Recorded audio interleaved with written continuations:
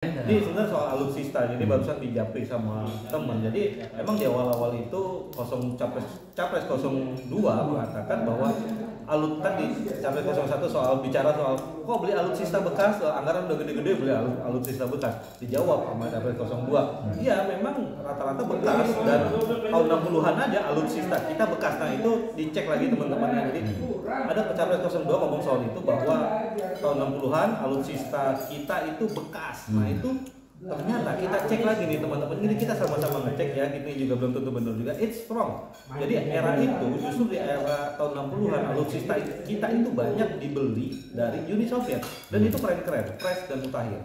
Kita ketahui karena kita punya MiG-23, punya bomber Tu-16, kapal selam jenis Silo, tank T-62, tank amfibi PT-76 dan sebagainya. Teman-teman, sebenarnya kalau ke Museum Satria Mandala bisa lihat tuh barang-barang itu masih ada di sana. Jadi sebenarnya tahun 60-an alutsista kita itu nggak ada yang bekas.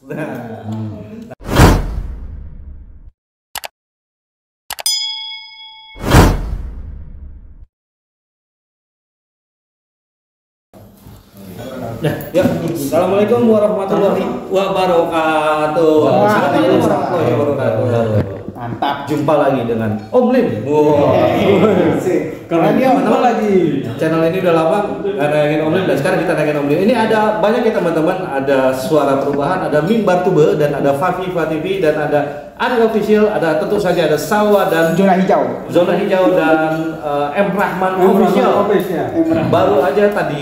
Baru aja beberapa menit yang lalu berakhir debat capres kedua. Nah, apa aja yang rame kita akan bahas sama Om Lim. Wah. Om, apa yang paling menarik dari debat capres tadi, Om? Jadi gini aja, pertanyaannya gampang deh. Om, siapa yang menang?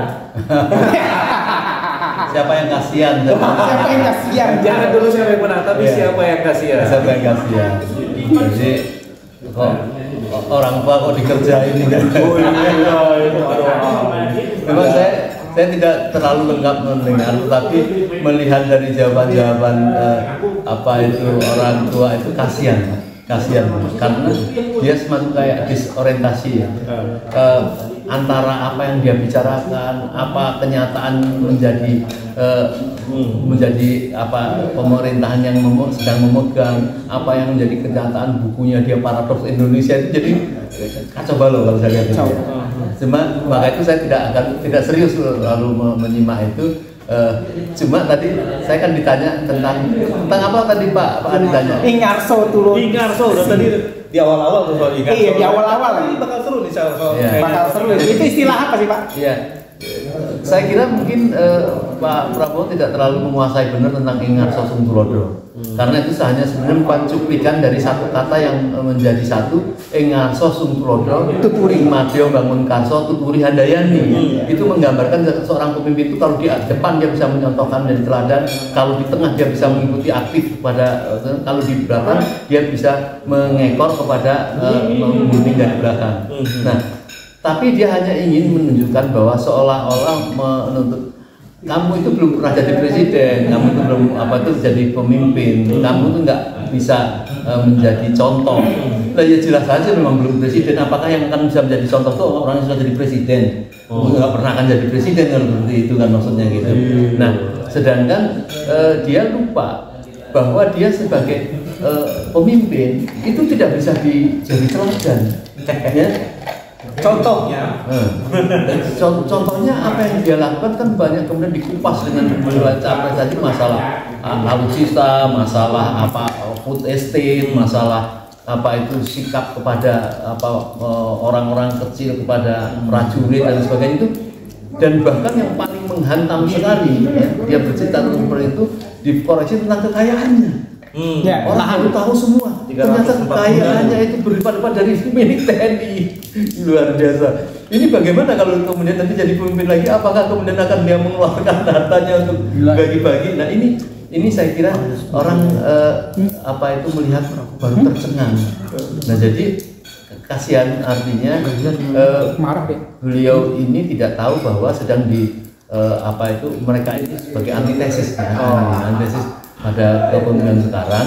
Nah maka Prabowo ini dia baru sadar bahwa buku-bukunya tentang bagaimana orang dulu hebat tentang Paradoks Indonesia tetapi tidak dilakukan sebagaimana dia menjadi kekuasaan, dan sekarang dia bicara tentang itu. Jadi secara teori itu dia memang walaupun secara umum. Dan saya kira mungkin itu. Ada yang lain? Ini sebenarnya soal alutsista. Jadi barusan dijapri sama teman. Jadi emang di awal-awal itu capres 02 mengatakan bahwa tadi capres 01 bicara soal kok beli alutsista bekas, anggaran udah gede-gede beli alutsista bekas. Dijawab sama capres 02. Iya, memang rata-rata bekas, dan tahun 60-an aja alutsista kita bekas. Nah, itu dicek lagi teman-teman. Jadi ada capres 02 ngomong soal itu bahwa tahun 60-an alutsista kita itu bekas. Nah, itu ternyata kita cek lagi nih teman-teman, ini kita sama-sama ngecek ya, ini juga belum tentu benar juga, it's wrong. Jadi era itu justru di era tahun 60-an alutsista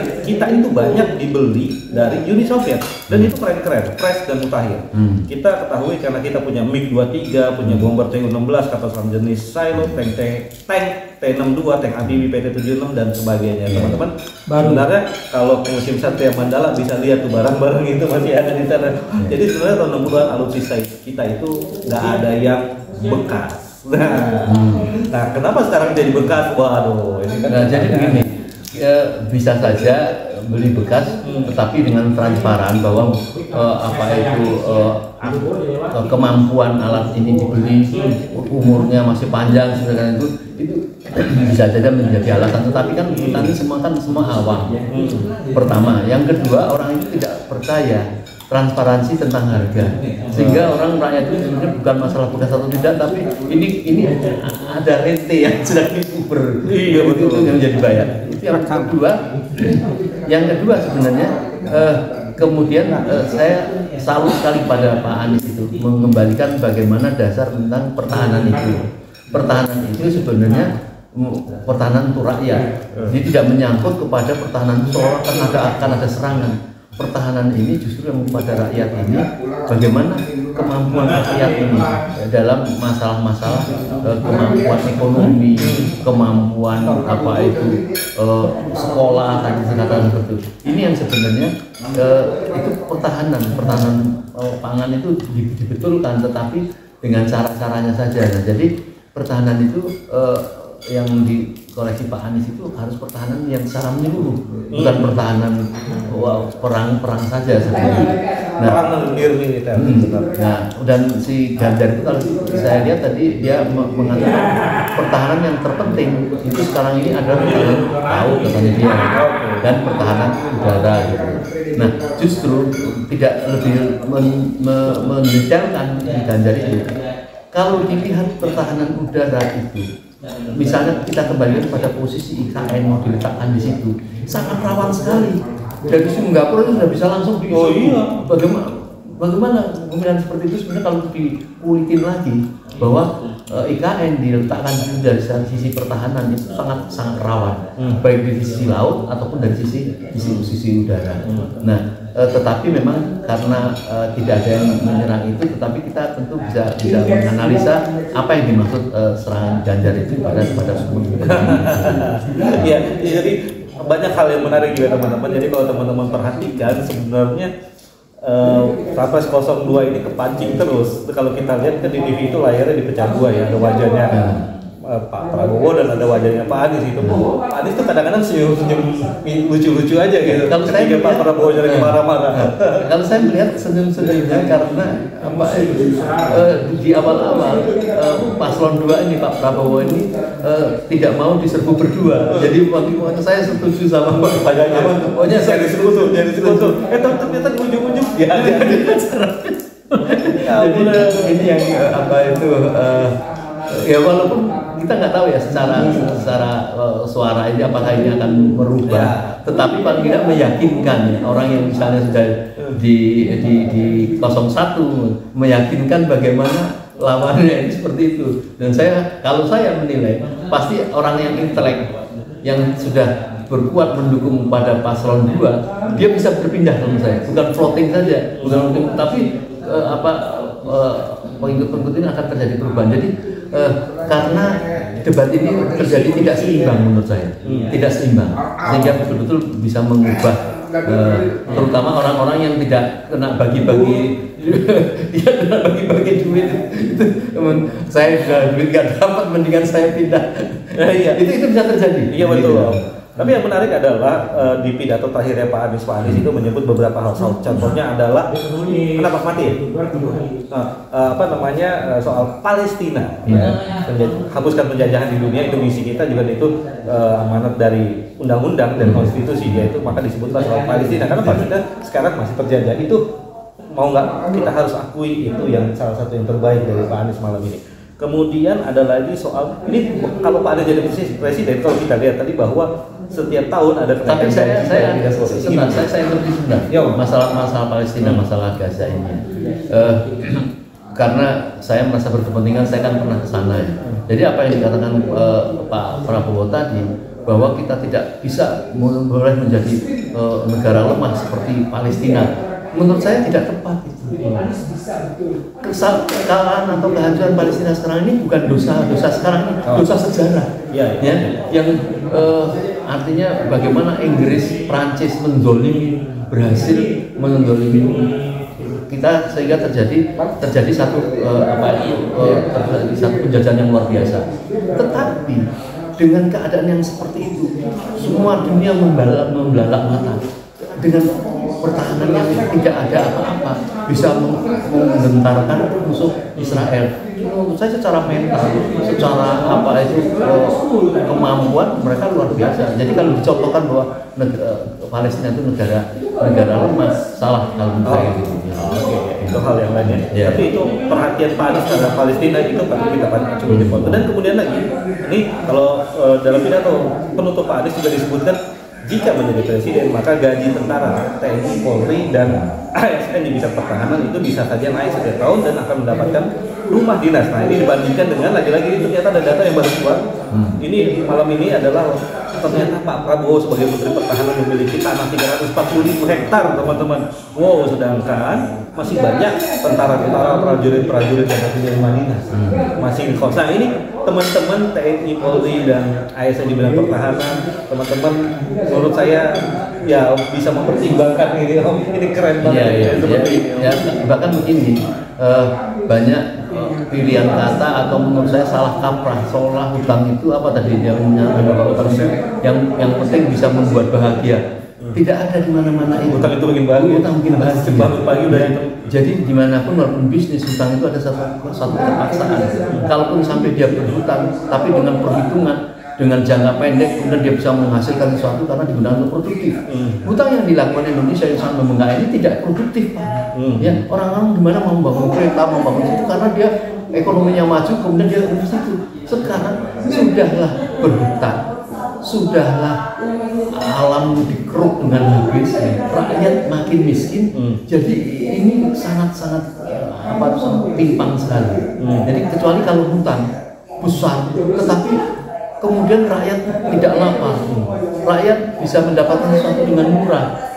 Semarah-marahnya rakyat ya karena hutang, tetapi dia yang penting dia tidak kelaparan. Ini sudah hutang besar, dibangga-banggakan, rakyat lapar, alam dikeruk. Ini yang dia tidak sadari. Jadi seolah-olah sekarang ini punya ekonomi yang sangat bagus.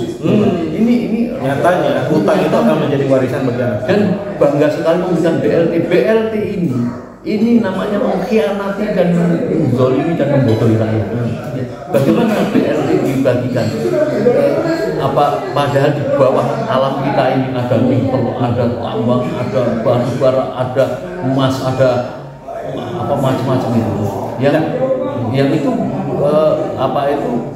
masih membanggakan dengan BLT seperti itu, kebodohan menurut saya.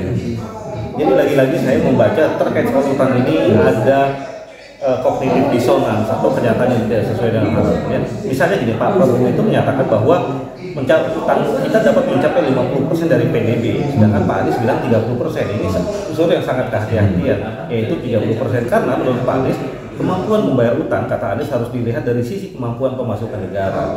Anies juga minta pembelian alutsista harus satu paket dengan utang. Nah, yang menariknya lagi Pak Prabowo bilang kita 50%, kita tidak pernah default.